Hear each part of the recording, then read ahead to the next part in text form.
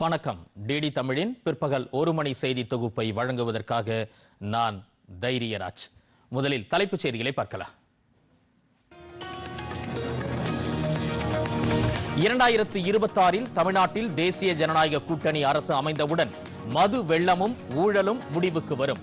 மாநிலங்களவையில் மத்திய உள்துறை அமைச்சர் அமித்ஷா பேச்சு.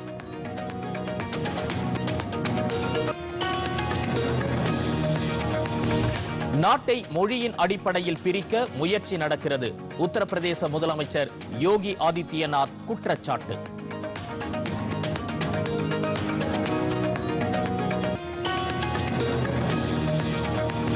தேர்தல் நடைமுறை தொடர்பாக 1 லட்சம் வாக்குச்சாவடி நிலை அலுவலர்களுக்கு பயிற்சி. தலைமை தேர்தல் ஆணையர் ஞானேஷ் குமார் பேட்டி.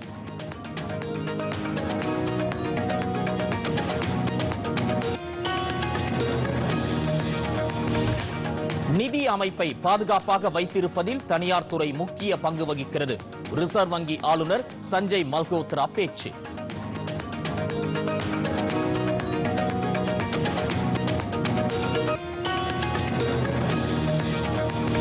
குஜராத்தில் விரைவில் அமல்படுத்தப்படுகிறது பொது சிவில் சட்டம். உத்தராகண்டை தொடர்ந்து இந்த சட்டத்தை அமல்படுத்திய 2வது மாநிலமாகிறது.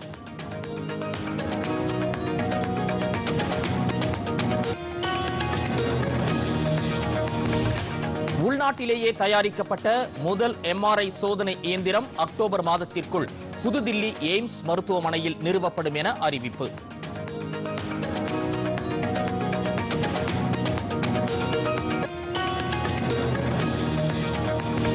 காவல்துறை மானிய கோரிக்கையின் போது பல்வேறு புதிய அறிவிப்புகள் இடம்பெறும். சட்டப்பேரவையில் முதலமைச்சர் மு.க. ஸ்டாலின் உறுதி.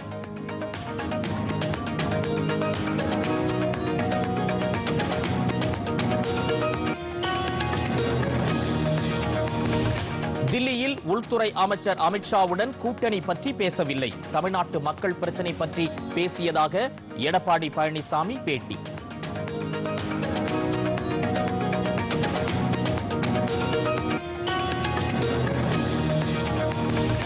சென்னை, விழுப்புரம் உள்ளிட்ட 3 வழித்தடங்களில் அதிவேக ரயில் சேவை. டெண்டர் வெளியிட்டது சென்னை மெட்ரோ ரயில் நிறுவனம்.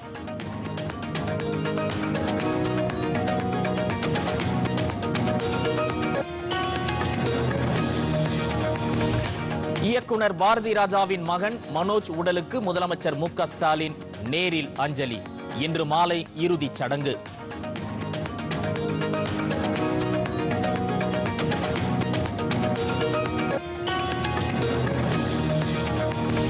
தென்கொரியாவில் பற்றி எரியும் காட்டுத்தீக்கு 18 பேர் உயிரிழப்பு. 23,000க்கும் மேற்பட்டோர் பாதுகாப்பான இடங்களுக்கு வெளியேற்றம்.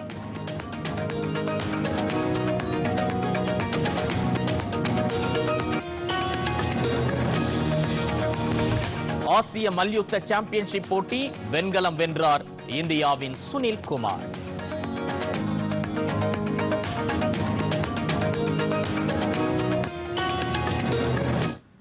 இனி விரிவான செய்திகளை பார்க்கலாம்.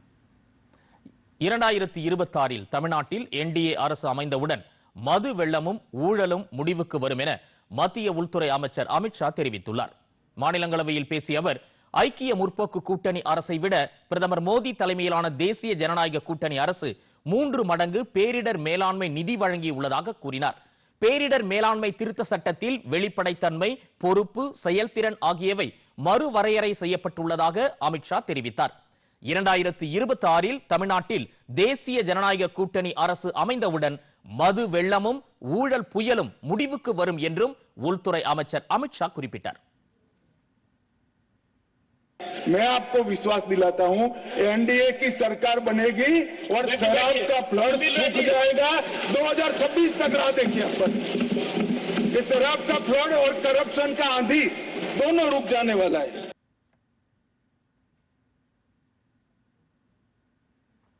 நாட்டை மொழியின் அடிப்படையில் பிரிக்க முயற்சி நடப்பதாக உத்தரப்பிரதேச முதலமைச்சர் யோகி ஆதித்யநாத் குற்றம் சாட்டியுள்ளார். ANI செய்தி நிறுவனத்திற்கு அவர் அளித்துள்ள பேட்டியில் மும்மொழி கொள்கை குறித்து பேசியுள்ளார். நாட்டை மொழி அல்லது பிராந்தியத்தின் பெயரால் பிரிக்கக்கூடாது என்று கூறிய யோகி ஆதித்யநாத் வாரணாசியில் காசி தமிழ்ச் சங்கமத்தை ஏற்பாடு செய்த பிரதமர் மோடிக்கு தாங்கள் நன்றி உள்ளவர்களாக இருக்கிறோம் என்றார்.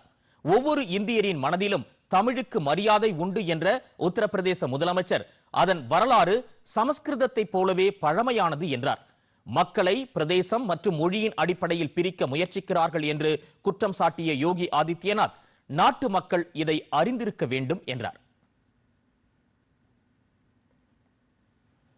மியான்மரின் தற்போதைய அரசியல் சூழல் குறித்து வெளியுறவுத்துறை அமைச்சர் ஜெய்சங்கர் ஐநா பொதுச் செயலாளரின் சிறப்பு தூதர் ஜூலி பிஷப்புடன் நேற்று பேச்சுவார்த்தை நடத்தினார். இந்தியா வந்துள்ள ஜூலி பிஷப்பை கடந்த ஆண்டு ஏப்ரல் மாதம் ஐநா பொதுச் செயலாளர் ஆண்டோனியோ குட்டரஸ் மியான்மருக்கான தனது சிறப்பு தூதராக நியமித்தார். கடந்த 2021ஆம் ஆண்டு நடைபெற்ற ஆட்சி கவிழ்ப்பிற்கு பின் ராணுவம் அதிகாரத்தை கைப்பற்றியதிலிருந்து ஜனநாயகத்தை மீட்டெடுக்க கோரி மியான்மரில் பரவலாக வன்முறை சம்பவங்கள் நிகழ்ந்து வருகின்றன. உத்தராகண்டிற்கு பிறகு பொது சிவில் சட்டம் குஜராத் மாநிலத்தில் அமல்படுத்தப்படுகிறது. இதன் மூலம் பொது சிவில் சட்டத்தை செயல்படுத்தும் 2வது மாநிலம் என்ற பெருமையை அந்த மாநிலம் பெறுகிறது. இதுகுறித்து அம்மாநில சட்டப்பேரவையில் உரையாற்றிய மாநில சட்ட அமைச்சர் ருஷிகேஷ் பட்டேல், மாநிலத்தின் அனைத்து மக்களுக்கும் சமநீதியை உறுதி செய்வதற்கும் ஒரே பாரதம் உன்னத பாரதம் என்ற கருத்தை நிறைவேற்றுவதற்கும் இது முக்கிய படியாக திகழும் என்றார். நீதித்துறையை செயல்முறையை விரிவுபடுத்துவதற்காக ராஜ்கோட், சூரத் மற்றும் வதோதரா மாவட்ட தலைமையகங்களில் 3 புதிய நடுவர் தீர்ப்பாயங்களை மாநில அரசு அமைத்துள்ளதாகவும் கூறினார். மாநிலத்தில் உள்ள நகராட்சிகள் மற்றும் பஞ்சாயத்துகளின் வழக்குகளை நடுவர் தீர்ப்பாயத்தில் விசாரிக்கவும் முடிவு செய்யப்பட்டிருப்பதாகவும் அமைச்சர் ருஷிகேஷ் பட்டேல் குறிப்பிட்டார். உள்நாட்டிலேயே தயாரிக்கப்பட்ட முதல் MRI சோதனை இயந்திரம் வரும் அக்டோபர் மாதத்திற்குள் புதுதில்லி எய்ம்ஸ் மருத்துவமனையில் நிறுவப்படும் என அறிவிக்கப்பட்டுள்ளது. இந்தியா தனது முதல் உள்நாட்டு காந்த அதிர்வு இமேஜிங் இயந்திரத்தை உருவாக்கியுள்ளது. இது அக்டோபர் மாதத்திற்குள் புதுதில்லியில் உள்ள அகில இந்திய மருத்துவ அறிவியல் நிறுவனத்தில் சோதனைகளுக்காக நிறுவப்பட உள்ளது. 80 முதல் 85% உபகரணங்கள் தற்போது இறக்குமதி செய்யப்படுவதால் சிகிச்சை செலவுகளை குறைப்பதையும் இறக்குமதி செய்யப்பட்ட மருத்துவ சாதனங்களை நம்பியிருப்பதை தவிர்ப்பதையும் இந்த நடவடிக்கை நோக்கமாக கொண்டுள்ளது. உள்நாட்டு MRI இயந்திரம் இந்தியாவை மருத்துவ தொழில்நுட்பத்தில் மேலும் தன்னிறைவு பெற உதவும் என செய்தியாளர்களிடம் பேசிய புதுதில்லி எய்ம்ஸ் இயக்குனர் ஸ்ரீனிவாஸ் தெரிவித்துள்ளார். We are getting that first MRI which is coming out to us. Advantage of this is that we having used the best of the equipment in the world, we will give back the feedback to them. How good is this equipment, and then give the feedback so that the companies and the people, the institutions, the Samir makes all those necessary changes so that they can come to the best of the equipment of the world. நிதி ஆயோக்கின் முழுநேர உறுப்பினராக முன்னாள் அமைச்சரவை செயலாளர் ராஜு கௌபா நியமிக்கப்பட்டுள்ளார். 1982ஆம் ஆண்டு பிரிவு IAS அதிகாரியான கௌபா ஜார்க்கண்ட் மாநிலத்தைச் சேர்ந்தவர். இவர் கடந்த 2019 முதல் ஆகஸ்ட் 2024 வரை 5 ஆண்டுகள் நாட்டின் உயர் பதவிகளை வகித்தவராவார். இந்தியாவின் கோவிட்-19 மீட்பு மற்றும் பொருளாதார மீட்பு உத்திகள் உள்ளிட்ட முக்கிய கொள்கை முடிவுகளை வழிநடத்துவதில் அவர் முக்கிய பங்கு வகித்தார். மத்திய உள்துறை செயலாளர், நகர்ப்புற மேம்பாட்டு அமைச்சகத்தின் செயலாளர் மற்றும் ஜார்க்கண்ட் மாநில தலைமைச் செயலாளராகவும் கௌபா பணியாற்றியுள்ளார். தேர்தல் நடைமுறை தொடர்பாக 1 லட்சம் வாக்குச்சாவடி நிலை அலுவலர்களுக்கு பயிற்சி அளிக்க உள்ளதாக தலைமை தேர்தல் ஆணையர் ஞானேஷ் குமார் கூறியுள்ளார். தில்லியில் வாக்குச்சாவடி நிலை அலுவலர்களுக்கு முதன்முறையாக ஏற்பாடு செய்யப்பட்டிருந்த பயிற்சி முகாமை தலைமை தேர்தல் ஆணையர் ஞானேஷ் குமாரும் தேர்தல் ஆணையர் விவேக் ஜோஷியும் இணைந்து தொடங்கி வைத்தனர். பின்னர் செய்தியாளர்களிடம் பேசிய ஞானேஷ்குமார் 10 வாக்குச்சாவடிகளுக்கு ஒரு வாக்குச்சாவடி அதிகாரி வீதம் 1 லட்சம் அதிகாரிகளுக்கு பயிற்சி அளிக்கப்பட உள்ளது என்றார். இந்தியாவின் தேர்தல் உலகின் மிகப்பெரிய தேர்தலாக விளங்குவதாகவும் இதனை நடத்த தேர்தல் ஆணையம் 10,50,000 வாக்குச்சாவடிகளை அமைப்பதாகவும் கூறினார். ஒவ்வொரு வாக்குச்சாவடியிலும் வாக்காளர் பட்டியலை சரிபார்க்க வாக்குச்சாவடி நிலை அலுவலர்கள் இருப்பார்கள் எனவும், எனவே அவர்களுக்கு முதன்முறையாக பயிற்சி அளிக்கப்படுவதாகவும் தேர்தல் ஆணையர் ஞானேஷ் குமார் தெரிவித்தார். நிதி அமைப்பின் பாதுகாப்பில் தனியார் துறை முக்கிய பங்காற்றுவதாக ரிசர்வ் வங்கி ஆளுநர் சஞ்சய் மல்ஹோத்ரா கூறியுள்ளார். மும்பையில் நடைபெற்ற தனியார் துறை ஒத்துழைப்பு கூட்டமைப்பின் தொடக்க விழாவில் அவர் கலந்து கொண்டு உரையாற்றினார். அப்போது நிதி அமைப்பின் பாதுகாப்பை பொறுத்தவரை தனியார் துறையே முன்னிலை வகிப்பதாக குறிப்பிட்டார். வலுவான இடர் மதிப்பீடுகளை ஆராய்தல், பரிவர்த்தனைகளை கண்காணித்தல் உள்ளிட்டவற்றில் தனியார் துறையின் பங்களிப்பு நிதி அமைப்பின் துஷ்பிரயோகத்தை தடுப்பதற்கு மிகவும் முக்கியமாக திகழ்வதாகவும் அவர் தெரிவித்தார். குறிப்பாக இந்தியாவில் இந்த இலக்குகளை அடைவதில் பொதுமக்களுக்கும் தனியார் துறை பங்குதாரர்களுக்கும் இடையிலான உன்னத ஒத்துழைப்பின் முக்கியத்துவத்தை ரிசர்வ் வங்கி அங்கீகரிப்பதாகவும் சஞ்சய் மல்கோத்ரா கூறினார். The private sector plays a very vital role in keeping the financial system secure. They are the first line of defense in the security of the financial system.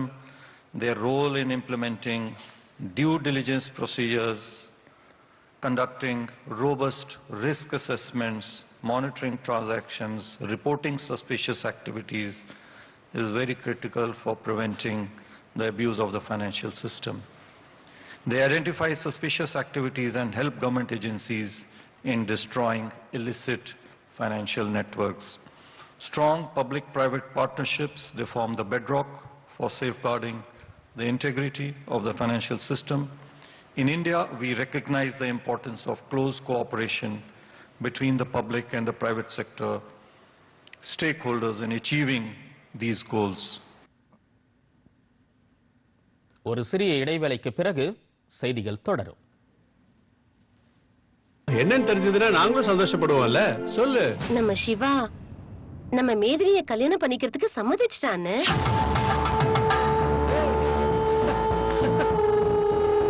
நான் என்ன பாவம் பண்ண சக்தி? இப்படி போட்டு எல்லாரும் படுத்துறீங்க. சிவா, இப்ப என்னாச்சு உங்களுக்கு? வீட்டுக்கு வந்ததும் வராததுமா எனக்கும் மேதினிக்கும் நிச்சயதார்த்தத்துக்கு பிளான் பண்ணிட்டாங்க. ஏய், இது சந்தோஷமான விஷயம் தானே? அது எதுக்கு இவ்வளவு சோகமா சொல்றீங்க? நான் தெரியாம தான் கேக்குறேன். ஒரு தடவை கூட என் காதல் உங்க இதே கதவை தட்டவே இல்லையா? சக்தி ஐபிஎஸ் திங்கள் முதல் வெள்ளி வரை இரவு 9:30க்கு உங்கள் டிடி தமிழில். செய்திகள் தொடர்கின்றன. காவல்துறையின் மானிய கோரிக்கையின் போது உறுப்பினர்கள் திருப்தி அடையக்கூடிய வகையில் புதிய அறிவிப்புகள் இடம்பெறும் என முதலமைச்சர் மு.க.ஸ்டாலின் கூறியுள்ளார். தமிழ்நாடு சட்டப்பேரவையில் கேள்வி நேரத்தின் போது புதிய காவல் நிலையம் மற்றும் தீயணைப்பு மீட்பு பணிகள் துறை நிலையம் அமைத்து தர வேண்டும் என சட்டமன்ற உறுப்பினர்கள் பலர் கோரிக்கை விடுத்தனர். அதற்கு பதிலளித்த முதலமைச்சர், திமுக அரசு பொறுப்பேற்றதில் இருந்து பல்வேறு மாவட்டங்களில் இதுவரை 72 புதிய காவல் நிலையங்கள் உருவாக்கப்பட்டு செயல்பட்டு வருவதாக கூறினார்.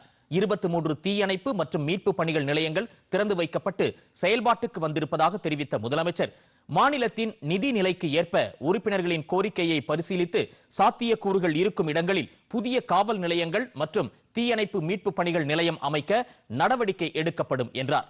காவல்துறையின் மானிய கோரிக்கை இந்த அவையில் தாக்கல் செய்யப்படும் நேரத்தில் உறுப்பினர்கள் திருப்தி அடையக்கூடிய வகையில் சில அறிவிப்புகள் வரும் என்றும் முதலமைச்சர் ஸ்டாலின் தெரிவித்தார். 2021 தமிழ்நாடு காவல்துறையில் பல்வேறு மாவட்டங்களில் இதுவரை 72 புதிய காவல் நிலையங்கள் உருவாக்கப்பட்டு செயல்பாட்டில் இருந்து வருகின்றன. 23 தீயணைப்பு மற்றும் மீட்பு பணிகள் நிலையங்கள் அறிவிக்கப்பட்டு அந்த 23 நிலையங்களும் திறந்து வைக்கப்பட்டு தற்போது செயல்பாட்டுக்கு வந்திருக்கிறது என்பதை நான் தெரிவித்துக் கொள்கிறேன். மாநிலத்தின் நிதி நிலைமைக்கு ஏற்ப மாண்புமிகு உறுப்பினருடைய கோரிக்கைகளை கனிவுடன் ஒரே நேரத்தில் பரிசீலிக்கப்பட்டு சாத்தியக்கூறு இருக்கக்கூடிய இடங்களில் புதிய காவல் நிலையங்கள் மற்றும் தீயணைப்பு மற்றும் மீட்பு பணிகள் நிலையங்கள் அமைப்பதற்கான நடவடிக்கைகள் எடுக்கப்படும். எனவே காவல்துறை மானிய கோரிக்கை இந்த அவையிலே தாக்கல் செய்யப்படுகிற நேரத்தில் நிச்சயமாக நீங்கள் திருப்தி அடையக்கூடிய வகையில் சில அறிவிப்புகளும் வரும் என்பதையும் நான் உறுதியோடு தெரிவித்து அமைகிறேன். சென்னை செயின் பறிப்பு கொள்ளையர்களில் ஒருவரான ஜாபர் குலாம் உசைன் காவல்துறையினர் நடத்திய என்கவுண்டரில் உயிரிழந்தார். சென்னையில் நேற்று 7 இடங்களில் நகை பறிப்பு சம்பவம் நடைபெற்றது. இந்த சம்பவத்தில் தொடர்புடைய கொள்ளையர்களில் ஒருவரான ஜாபர் குலாம் உசைன் என்பவரை காவல்துறையினர் அழைத்துச் சென்றபோது அவர் காவல்துறையினரை தாக்கிவிட்டு தப்பிக்க முயற்சித்துள்ளார். சென்னை தரமணி ரயில் நிலையம் அருகில் காவல்துறையினரின் பிடியிலிருந்து தப்பிச் செல்ல முயன்ற கொள்ளையன் ஜாபர் குலாம் உசைன் மீது காவல்துறையினர் நடத்திய துப்பாக்கிச் சூட்டில் அவர் உயிரிழந்தார்.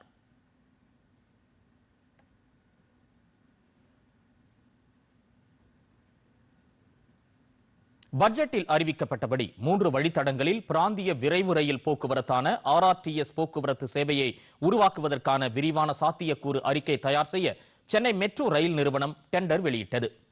சென்னை செங்கல்பட்டு திண்டிவனம் விழுப்புரம் சென்னை காஞ்சிபுரம் வேலூர் கோவை திருப்பூர் ஈரோடு சேலம் ஆகிய 3 வழித்தடங்களில் இந்த சேவையை தொடங்க முடிவு செய்யப்பட்டுள்ளது. மணிக்கு அதிகபட்சம் 160 கிலோமீட்டர் வேகத்தில் ரயில் செல்லும் வகையிலான RRTS போக்குவரத்து சேவை தில்லி மீரட் இடையே பயன்பாட்டில் உள்ளது.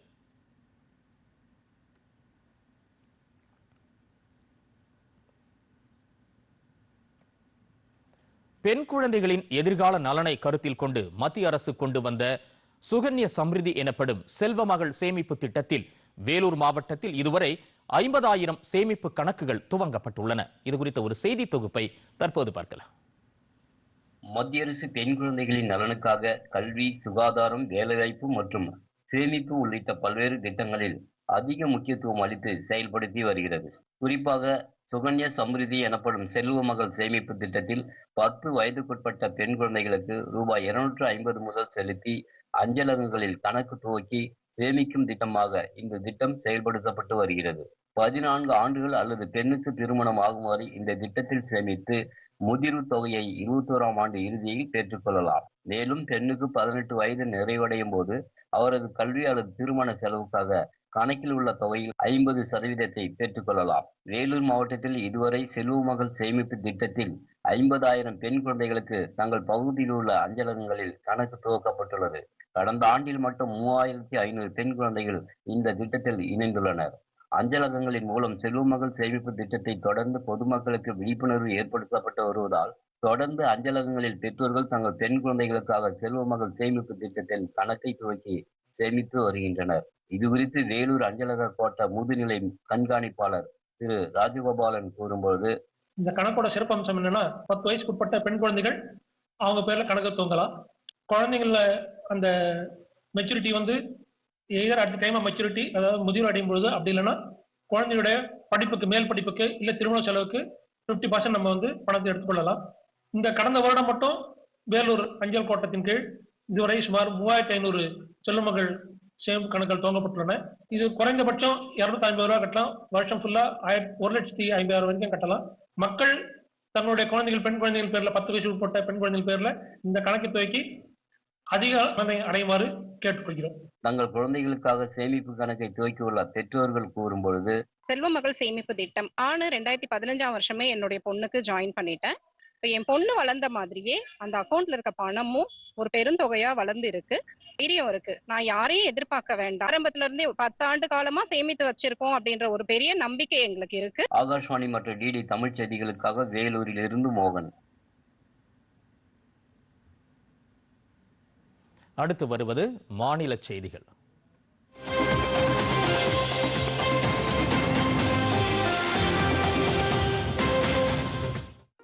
நாகை மாவட்டத்தில் கொள்முதல் செய்யப்பட்ட நெல் மூட்டைகளை இறக்கி வைக்க இடமில்லாததால் பல நாட்களாக லாரிகளில் முடங்கும் நிலை ஏற்பட்டுள்ளது. இந்த மாவட்டத்தில் நடப்பு பருவத்தில் அறுவடை செய்யப்பட்ட சம்பா மற்றும் தாளடி பருவத்தில் விளைந்த நெல் மூட்டைகளை அரசு நேரடி நெல் கொள்முதல் நிலையங்கள் வாயிலாக கொள்முதல் செய்து வருகிறது. அவ்வாறு கொள்முதல் செய்யப்படும் நெல் மூட்டைகள் லாரிகளில் ஏற்றப்பட்டு கோவில்பத்தில் உள்ள சேமிப்பு கிடங்கில் பாதுகாக்கப்படுகிறது.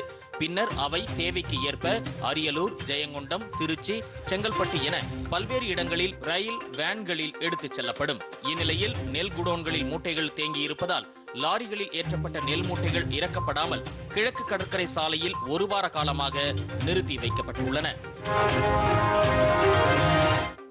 தஞ்சாவூர் அரசு மருத்துவமனையில் 6 வயது சிறுமியின் வயிற்றில் இருந்து பித்தப்பை நீர்க்கட்டியை அதிநவீன சிகிச்சை மூலம் மருத்துவர்கள் வெற்றிகரமாக அகற்றியுள்ளனர். அங்குள்ள சேதுராமன் குடிக்காடு கிராமத்தைச் சேர்ந்த மாரியப்பன், நித்யா தம்பதியின் 6 வயது மகள் அடிக்கடி வயிற்று வலியால் அவதிப்பட்டதால் அரசு மருத்துவமனையில் அனுமதிக்கப்பட்டார். மருத்துவ பரிசோதனையில் அவரது பித்தப்பையில் நீர்க்கட்டி இருப்பது தெரிய வந்தது. இதையடுத்து அந்த சிறுமிக்கு லாப்ரோஸ்கோபி மூலம் 3 சிறு துளையிட்டு 7 மணி நேர அறுவை சிகிச்சை மூலம் சுமார் 150 கிராம் எடை கொண்ட கட்டியை அகற்றினர். அறுவை சிகிச்சை மேற்கொண்ட மருத்துவர் குழுவை அனைத்து தரப்பினரும் பாராட்டினர். உதகையிலிருந்து முதுமலை செல்லக்கூடிய கல்லட்டி மலைப்பாதை 36 கொண்டை ஊசி வளைவுகளை கொண்டது.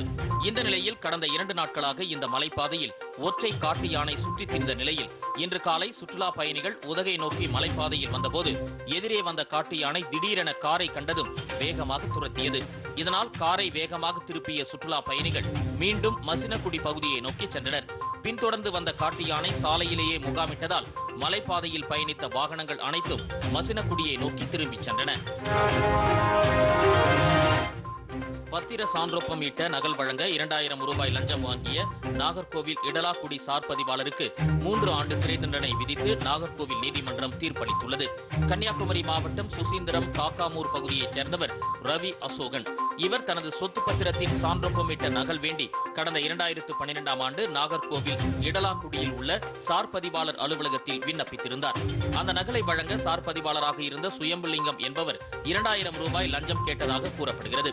இதைத் தொடர்ந்து ரவி அசோகன் லஞ்சம் கொடுக்க முயன்றபோது லஞ்ச ஒழிப்பு காவல்துறையினர் சார் பதிவாளரை கையும் களவுமாக கைது செய்தனர்.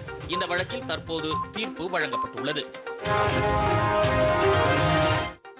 ஈரோடு மாவட்டம் சத்தியமங்கலம் அடுத்த வனப்பகுதியில் அமைந்துள்ள பிரசித்தி பெற்ற வண்ணாரி மாரியம்மன் கோயிலில் இந்த ஆண்டு பங்குனி திருவிழா நேற்று பூச்சாட்டுதலுடன் தொடங்கியது. இத்திருவிழாவின் முதல் நாளான இன்று அலங்கரிக்கப்பட்ட சப்பரத்தில் அம்மன் திருவீதி உலா நடைபெற்றது. சத்தியமங்கலம் அருகே உள்ள சிக்கரசம்பாளையம் கிராமத்தில் வண்ணாரி அம்மன் எழுந்தருள மலைவாழ் மக்களின் பாரம்பரிய இசை கருவிகளான வீணாச்சி வாத்தியம் முழங்க முக்கிய வீதிகள் வழியாக திருவீதி உலா நடைபெற்றது.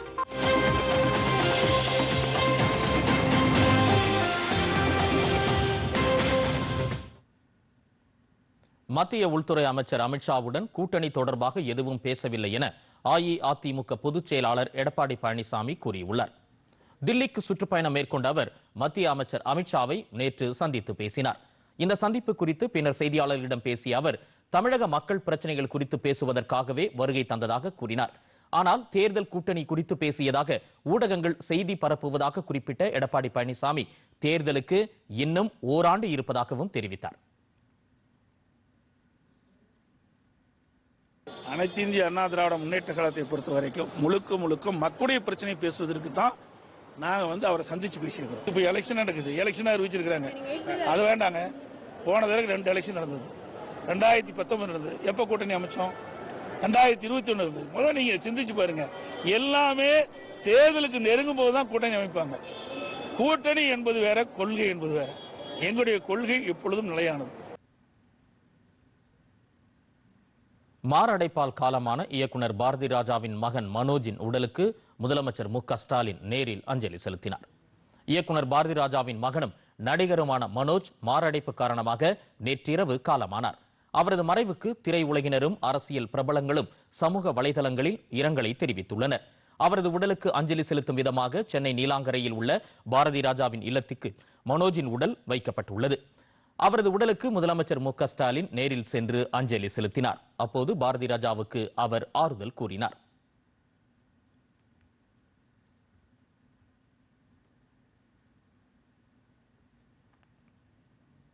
அரசியல் கட்சி தலைவர்களும் திரையுலக பிரபலங்களும் மனோஜின் உடலுக்கு அஞ்சலி செலுத்தி வருகின்றனர். இன்று மாலை 3 மணி வரை அஞ்சலிக்காக வைக்கப்படும் உடல் பின்னர் ஊர்வலமாக எடுத்துச் செல்லப்பட்டு பெசன் நகரில் உள்ள மின் மயானத்தில் தகனம் செய்யப்பட உள்ளது.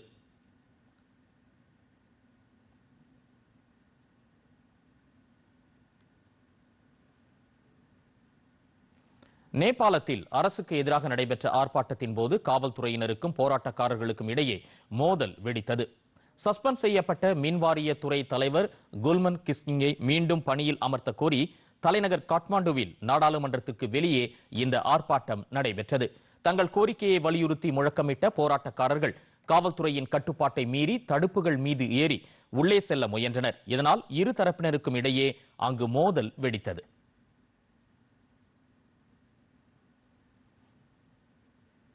தேர்தலில் வாக்களிப்பதற்கு குடியுரிமைக்கான ஆவண சான்று கட்டாயம் என்பன உள்ளிட்ட தேர்தல் நடைமுறையில் மாற்றங்களை கட்டாயமாக்கும் நிர்வாக உத்தரவில் அமெரிக்க அதிபர் டொனால்ட் ட்ரம்ப் கையெழுத்திட்டார்.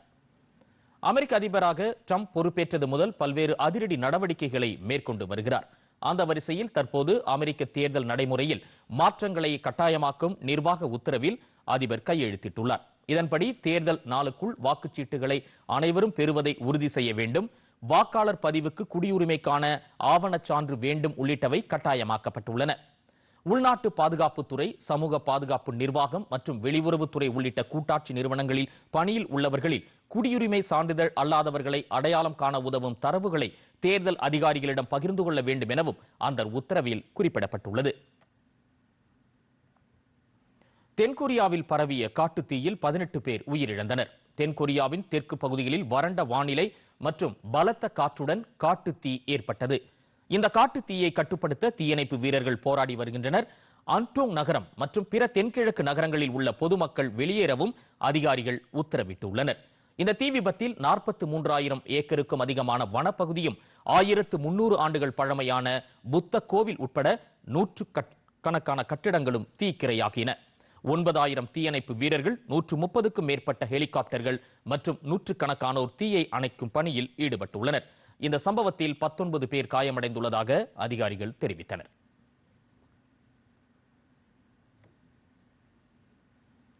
சென்னையில் செயின் பறிப்பில் ஈடுபட்ட 3 பேரும் ஈரானி கொள்ளையர்கள் என மாநகர காவல் ஆணையர் அருண் தெரிவித்துள்ளார். சென்னையில் செயின் பறிப்பு சம்பவங்களில் ஈடுபட்ட குலாம் என்ற நபர் என்கவுண்டரில் சுட்டுக் கொல்லப்பட்டது தொடர்பாக மாநகர காவல் ஆணையர் அருண் விளக்கம் அளித்தார். அப்போது பேசிய அவர், சென்னையில் செயின் பறிப்பில் ஈடுபட்ட 3 பேரும் ஈரானி கொள்ளையர்கள் என்றும் கொள்ளையர்கள் பறித்துச் சென்ற செயின்கள் அனைத்தும் மீட்கப்பட்டுள்ளன என்றும் கூறினார். பிடிபட்ட கொள்ளையர்கள் மீது நாடு முழுவதும் 50க்கும் மேற்பட்ட வழக்குகள் நிலுவையில் உள்ளதாகவும் காவல் ஆணையர் அருண் தெரிவித்தார். இந்த கொள்ளை சம்பவத்தில் உள்ளூர் நபர்களுக்கு தொடர்பு இல்லை என்று தெரிவித்த சென்னை காவல் ஆணையர், குற்றம் நடந்த 3 மணி நேரத்தில் கொள்ளையர்கள் கைது செய்யப்பட்டுள்ளதாகவும் சிசிடிவி காட்சிகளை வைத்தே குற்றவாளிகளை பிடித்ததாகவும் தெரிவித்தார். விமானத்தை நிறுத்தி வைத்து அதிலிருந்து குற்றவாளிகளை கைது செய்தோம் என்றும் அவர் கூறினார். மேலும் தற்காப்பு நடவடிக்கையாகவே என்கவுண்டர் நடந்ததாகவும் காவல் ஆணையர் அருண் குறிப்பிட்டார். பங்குச் சந்தைகள் இரக்கத்துடன் காணப்படுகின்றன. மும்பை பங்குச்சந்தை குறியீட்டு எண் சென்செக்ஸ் 280 புள்ளிகள் குறைந்து 77,736 புள்ளிகளாக வர்த்தகமாகிறது. தேசிய பங்குச்சந்தை குறியீட்டு எண் நிப்டி 55 புள்ளிகள் குறைந்து 23,613 புள்ளிகளாக வர்த்தகமாகிறது. அமெரிக்க டாலருக்கு நிகரான இந்திய ரூபாயின் மதிப்பு 85 ரூபாய் 80 காசாக உள்ளது. சென்னையில் ஆபரண தங்கத்தின் விலை சவரனுக்கு 80 ரூபாய் உயர்ந்து 65,560 ரூபாய்க்கு விற்பனை செய்யப்படுகிறது. 1 கிராம் தங்கத்தின் விலை 10 ரூபாய் உயர்ந்து 8,195 ரூபாய்க்கு விற்பனையாகிறது. 1 கிராம் வெள்ளி 111 ரூபாய்க்கும் 1 கிலோ பார் வெள்ளி 1,11,000 ரூபாய்க்கும் விற்பனை செய்யப்படுகிறது. சென்னையில் 1 லிட்டர் பெட்ரோல் விலை 101 ரூபாய் 3 காசாகவும் டீசல் விலை 92 ரூபாய் 61 காசாகவும் உள்ளது.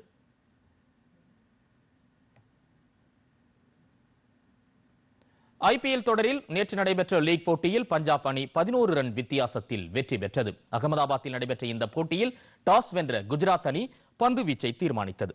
இதன்படி களமிறங்கிய பஞ்சாப் அணி நிர்ணயிக்கப்பட்ட 20 ஓவரின் முடிவில் 5 விக்கெட் இழப்பிற்கு 243 ரன்னை எடுத்தது.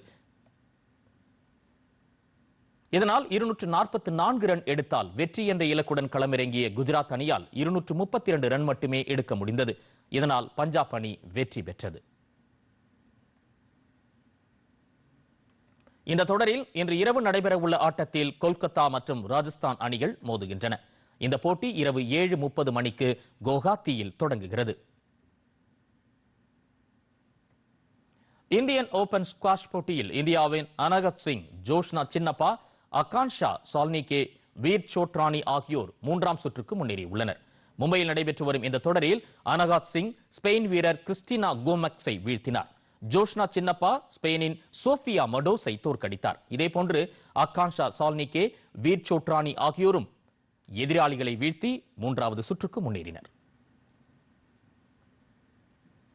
ஆசிய மல்யுத்த போட்டியில் இந்தியாவின் சுனில் குமார் வெண்கல பதக்கம் வென்றுள்ளார். ஜோர்டானில் நடைபெற்று வரும் இந்த போட்டியில் 87 கிலோ பிரிவு அரையிறுதி போட்டியில் சுனில் குமார் சீனாவின் ஜியாக்சிங் ஹுவாங்கை வீழ்த்தினார். 2019ஆம் ஆண்டு ஆசிய மல்யுத்த போட்டியில் சுனில் குமார் வெள்ளி பதக்கம் வென்றது குறிப்பிடத்தக்கது.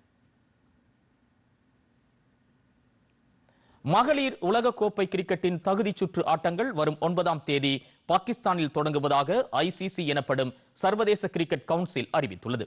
இந்த அட்டவணைப்படி தகுதி சுற்று ஆட்டங்கள் பாகிஸ்தான் நாட்டின் லாகூரின் 2 இடங்களில் நடைபெறுகின்றன. இந்த ஆட்டங்களில் Pakistan, west Indies, Bangladesh, Ireland, Scotland, Thailand உள்ளிட்ட 6 அணிகள் விளையாடுகின்றன.